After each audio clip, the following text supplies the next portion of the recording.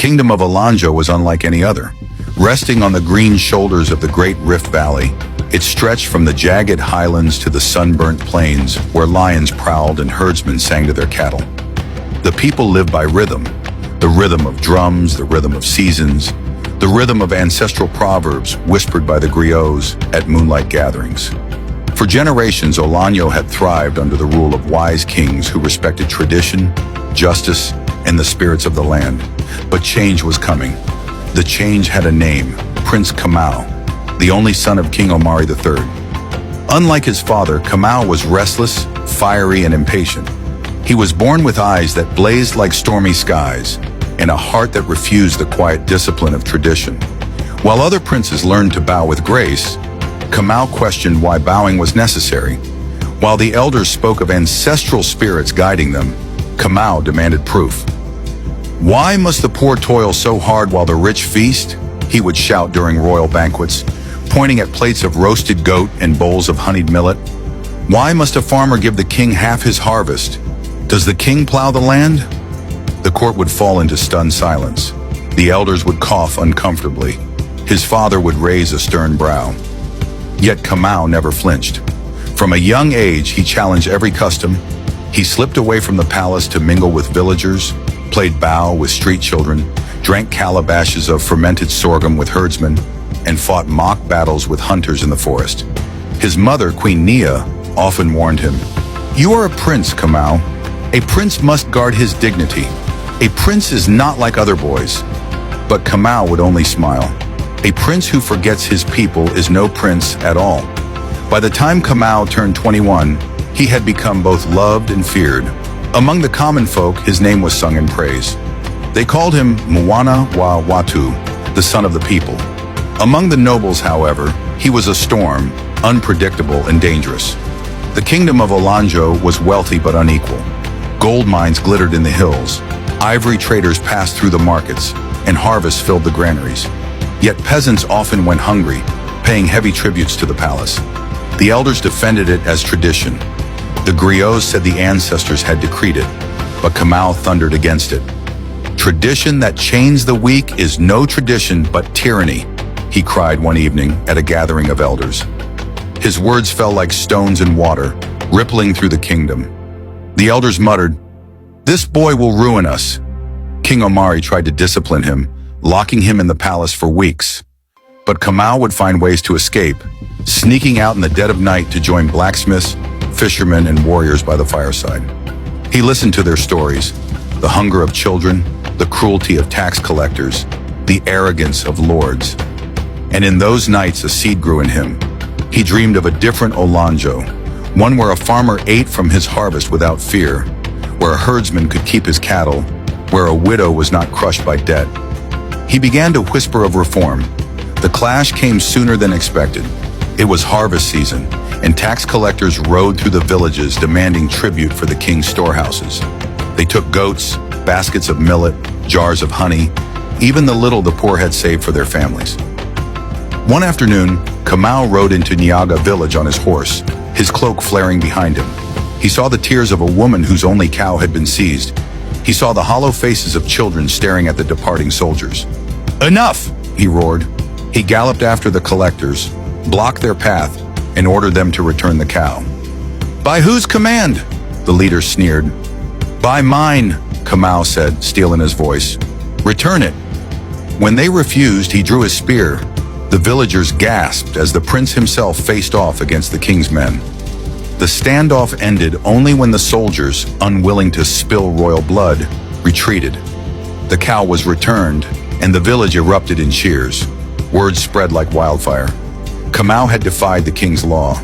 When he returned to the palace, his father's wrath was waiting. "You shame this throne," King Omari thundered, slamming his staff. "You set yourself against me, your own father?" "I set myself against injustice," Kamau replied calmly, "even if it wears a crown." Those words cut deeper than a blade. The bond between father and son began to crumble. From that day, Kamau's defiance was no longer hidden. It became a movement. He gathered young warriors, thinkers, and even disillusioned elders. They met secretly beneath the baobab trees, whispering plans of change. He spoke of a new system, where leaders were chosen not by bloodline but by merit, where taxes were fair, where the land was shared. It was radical, too radical for Olanjo. But the people listened. Farmers nodded, fishermen cheered, hunters offered loyalty. Even some of the king's guards began to question their duty. The griots sang quietly, "There is a lion in the prince, not caged by palace walls. He roars for the weak, and the weak hear him." The nobles panicked. They saw their power slipping. They whispered into the king's ears that Kamau was plotting treason, and perhaps in a way he was. Amid the storm, Kamau's heart found a flame. Her name was Aching, the daughter of a fisherman by Lake Olanjo. She was beautiful, with eyes that reflected water and a laugh like rushing streams. Unlike court maidens, she did not bow or flatter him. When they met, she challenged him as fiercely as he challenged the kingdom. "Kamau," she said, "dreams are easy, but changing a kingdom? That will take more than words." "I am ready to fight," he said. "And are you ready to bleed?" Her words pierced him, but she stood by his side, and their love grew, secret yet powerful. But in the palace, betrayal brewed. A counselor named Baraka, envious of Kamau's influence, spied on him and carried tales to the king. Every secret meeting, every whisper of reform, Baraka reported. The king felt his son slipping from his grasp, and his anger hardened into fear. One fateful night, soldiers stormed a gathering of Kamau's followers. Spears flashed, drums of alarm beat, and chaos erupted. Though many escaped, Kamau was dragged before the king in chains. "Prince or not, you are a danger to Olanjo," King Omari declared before the court. "I strip you of your titles. From this day, you are banished." Gasps filled the hall. A prince exiled? It was unheard of. Kamau stood tall, even in chains. "You may strip me of titles, but not of truth. The people will rise with or without me." And so, he was cast out. Kamau wandered far from Olanjo. Across forests, rivers, and deserts, he saw kingdoms ruled by fear, villages choked by greed, chiefs fattened while their people starved. Everywhere his fire grew, he learned from rebels, traitors, philosophers, and warriors. He trained with hunters, fought alongside nomads, listened to the wisdom of desert sages. They began to call him Simba Asia Nakiti, the lion without a throne. Meanwhile, in Olanjo, famine struck. Crops failed, taxes rose, and the people groaned under the weight of suffering. Whispers of the radical prince grew louder. "Kamau will return," they said. "He will free us." And return he did. Years later, when famine gnawed at the land and rebellion stirred in the villages, Kamau returned.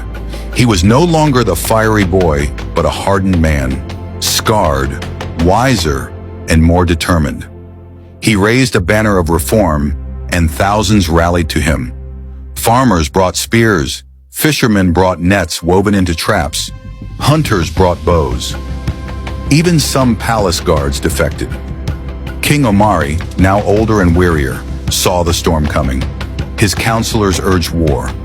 "Crush him before he topples the throne." But deep inside, the king trembled. He saw not just a rebel, but his own blood, his own reflection, radical, unstoppable. The final confrontation came at the gates of Olanjo's capital. Kamau's army, barefoot yet unyielding, faced the king's soldiers in glittering armor. But before blood could spill, Kamau rode forward, alone, to face his father. "Father," he said, voice steady, "I do not come to destroy Olanjo. I come to save it, end this tyranny, share the land, lift the people." The king's eyes glistened. He saw in Kamau both the arrogance of youth and the truth of justice. His counselors hissed in his ear, urging him to strike. And in that moment, the king made a choice. He lowered his spear. "Olanjo must change," he said softly. "And perhaps it is you who must lead it." Kamau did not seize the throne by blood, but by reform. With his father's blessing, he began to rebuild Olanjo. Taxes were reduced, land was shared, leaders were chosen by council and not just by lineage. Education spread, and trade flourished. Many nobles resisted, but the tide of the people was stronger. The kingdom transformed, not overnight, but steadily. And through it all, Kamau remained what he had always been, the radical prince. Not a ruler of crowns, but of hearts. The griots sang once more. He was a lion, not caged by palace walls. He roared for the weak, and the weak became strong. Olanjo never forgot him. My friends, just like Prince Kamau stood fearless for his people, I'm standing here to bring you more powerful African stories. If you believe in justice, courage, and change, hit that like button. And if you want to keep walking with me through the kingdoms, battles, and love stories of Africa, make sure you subscribe to this channel and turn on the notification bell. Don't forget, drop your thoughts in the comments. Would you stand with the radical prince or with the king? Let's talk.